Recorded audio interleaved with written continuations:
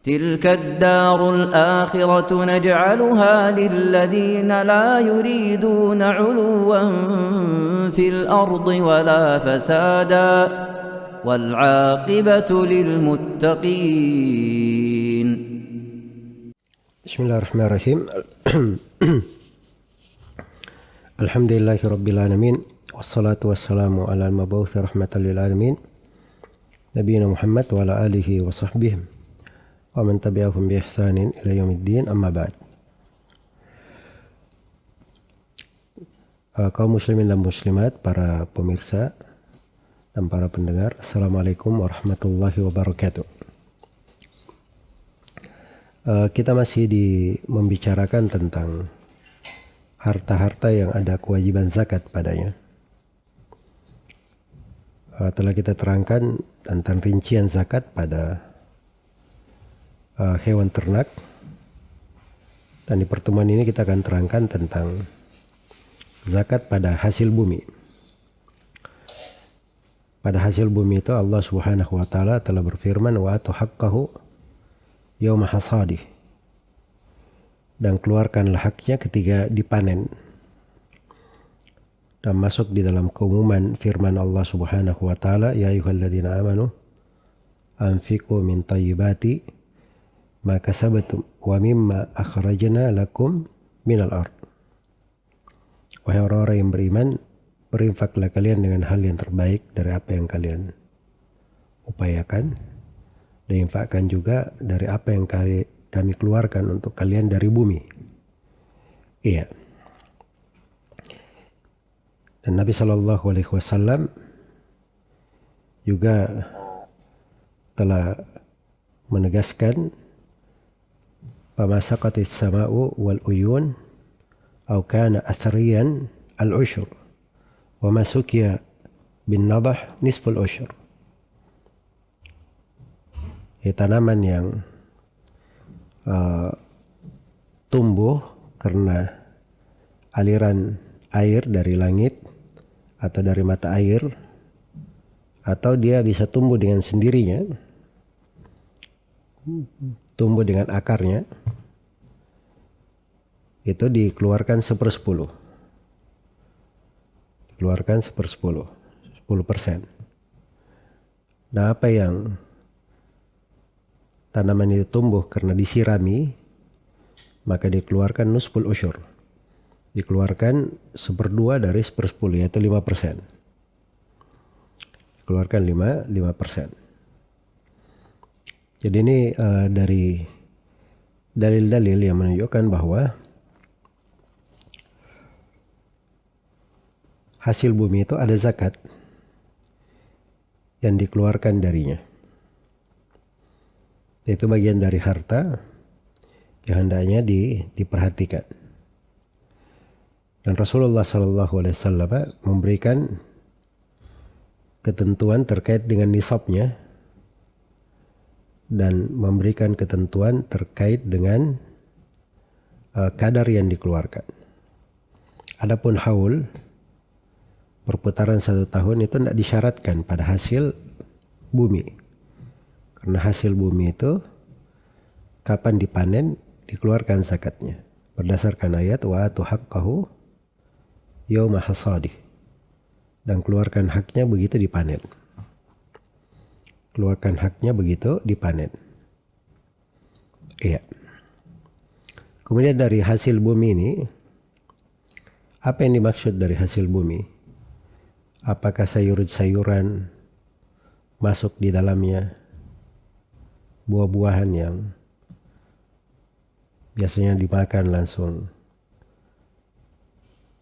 juga ada zakatnya, atau pada biji-bijian dan buah yang menjadi bahan makan pokok? Iya. Dan tentunya ini datang di di sunnah Nabi Shallallahu Alaihi Wasallam, karena di dalam sebuah hadits dari beberapa jalur sahabat dikatakan, inna masanna Rasulullah Sallallahu Alaihi Wasallam az-zakah fi hadhil arba'ah al-hintah wasyair, wazabib, wattamr. Sungguhnya Rasulullah SAW menetapkan zakat pada 4 ini. Gandum, al-hinta, gandum, syair, jelai, wazabib, kismis, wattamr, dan pada kurma. Iya, pada kurma. Jadi ketika disebut ya percontohan apa-apa saja yang dizakati, maka nampak dari sini bahwa yang dizakati itu sesuatu yang jelas. Dia bisa menjadi makanan pokok. Iya. Bisa disimpan, bisa ditakar. Apakah dalam bentuk di liter atau di kilo? Dalam bentuk di liter atau di kilo. Jadi di dalam masalah dia ditakar dan disimpannya itu diperhatikan, karena dia makanan pokok yang biasa dijadikan makanan yang disimpan, kemudian bisa disimpan lama, kemudian bisa ditakar ataupun ditimbang. Bisa ditakar atau ditimbang. Iya, itu biji-bijian yang masuk. Jadi selain dari 4 ini, masuk juga seperti beras, iya, seperti kacang, dan yang semisal dengan itu. Baik, jadi sepanjang dia disimpan lama, maka itu masuk di dalam barang-barang yang hasil bumi yang dikeluarkan zakatnya. Kemudian pertanyaannya, berapa hasil panen yang dikeluarkan zakatnya? Nabi SAW sudah memberikan keterangan. Ya, kata beliau di dalam hadits Abu Sa'id riwayat Bukhari dan Muslim, kata beliau, laisa fi habbin wala tamrin wala thamarin sadaqatun hatta yablugha khamsata awsuq. Tidak ada zakat pada biji-bijian dan pada bebuahan, iya, sampai mencapai 5 wasak. Sampai mencapai 5 wasak. Jadi itu ukurannya. 1 wasak itu isinya 60 sa'. Isinya 60 sa'. Dan 1 sa' itu 2 telapak tangan orang biasa. 4 kali telapak tangan, 4 mut. 1 mut itu 2 telapak tangan orang biasa. Iya. Baik. Jadi sa' itu dikenal ya terkait dengan berapa jumlah dari sa' tersebut. Nah, itu berbeda riwayat di dalam hal tersebut, akan kita terangkan nanti di pembahasan zakat fitri. Jadi maksudnya 1 wasak itu berisi 60 sa'. Jadi 5 wasak itu artinya 300 sa'. 300 sa'. Kalau kita anggap 1 sa' itu 2,6 kilo, ya 2,6 kilo, berarti kalau dikali 300, maka dia menjadi 780 kilo. Jadi kalau dia hasil panennya sudah sampai 760 kilo, itu sudah ada kewajiban zakatnya. Itu 5 wasak namanya. Baik. Kemudian di berapa jumlah yang dikeluarkan?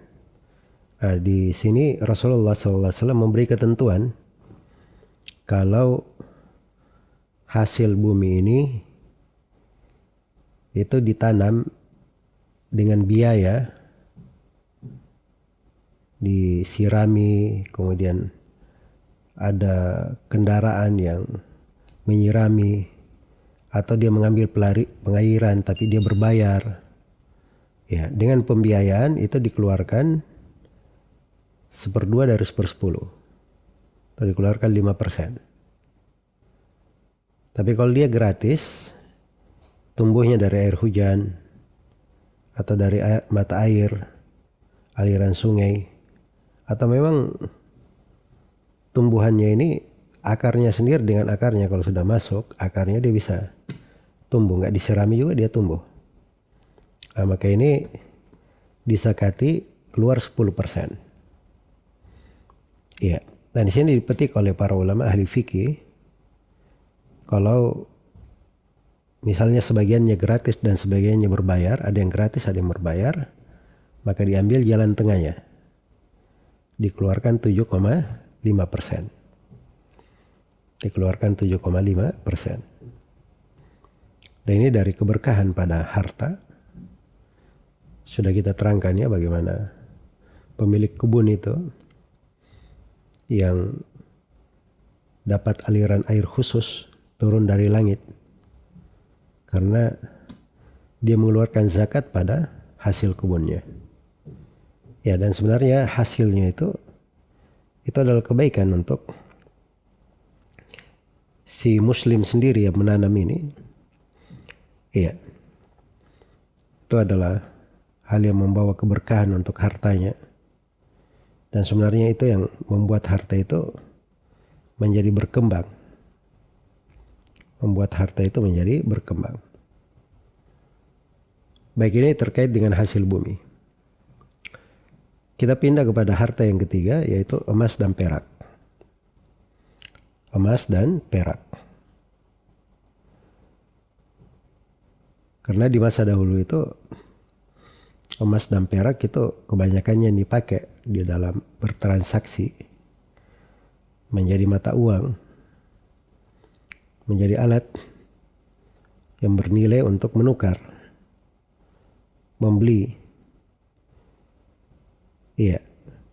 Dan telah datang di dalam ayat-ayat Al-Quran dan hadits-hadits Rasulullah SAW penegasan tentang wajibnya mengeluarkan zakat pada emas dan perak.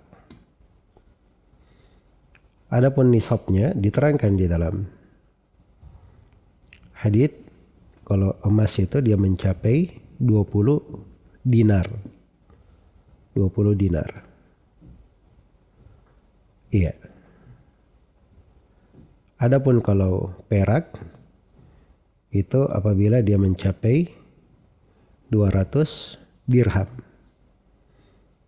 Karena itu di dalam hadits Rasulullah SAW bersabda, "Walaysa fina duna khamsi awakin sadaqah." Tidak ada zakat pada perak yang kurang dari 5 uqiyah. 1 uqiyah itu 40 dirham. Jadi kali 5 berarti 200. Jadi kalau dia kurang, misalnya dia punya 199, itu kurang namanya. Itu tidak ada kewajiban zakat. Tidak ada kewajiban zakat. Dan silam pendapat para ulama tentang kadar dinar dan dirham ini. Iya. Dari ukuran-ukuran. Tapi yang banyak dipegang bahwa 1 dinar itu adalah 4,25 gram. Dan 1 dirham itu adalah 2,975 gram. Jadi kalau ditotalkan 20 dinar berarti 20 dinar dikali 4,25 gram. Dan itu sama dengan 85 gram. Sedangkan 200 dirham kalau dikali 2,975 itu nanti akan menghasilkan 595 gram.